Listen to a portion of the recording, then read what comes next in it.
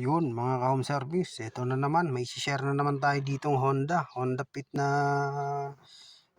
Japan. So ang issue nito, may check engine to. Tapos yan, kita niyo naman binasahan na namin ng scanner yan, may fault siyang isang code. So yan, check natin yan, report natin. Ayaw. Ayan, ang trouble code niya, ECT sensor 1, circuit high input. So banda rin natin yan.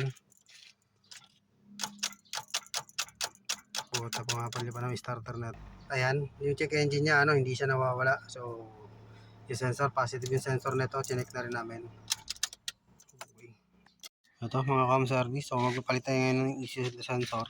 Kasi ito yung na-detect ng scanner natin. Pero tinis namin to ng tester, positive talagang sira. Kunin mo yung tester. Ayan, ito test natin yung sensor ngayon.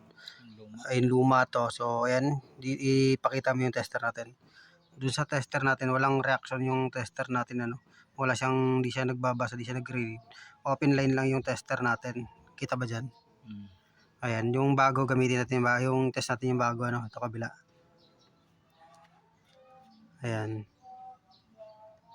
Kumbaga sa bago, meron tayong nababasa dyan na 1.3 kilo ohms. So positive, sira yung sensor natin. Binasa dun sa scanner. Okay. Ayan mga bossing, so okay na yung natin, yung check engine natin, ayan, wala na, okay. Patay natin. Patay.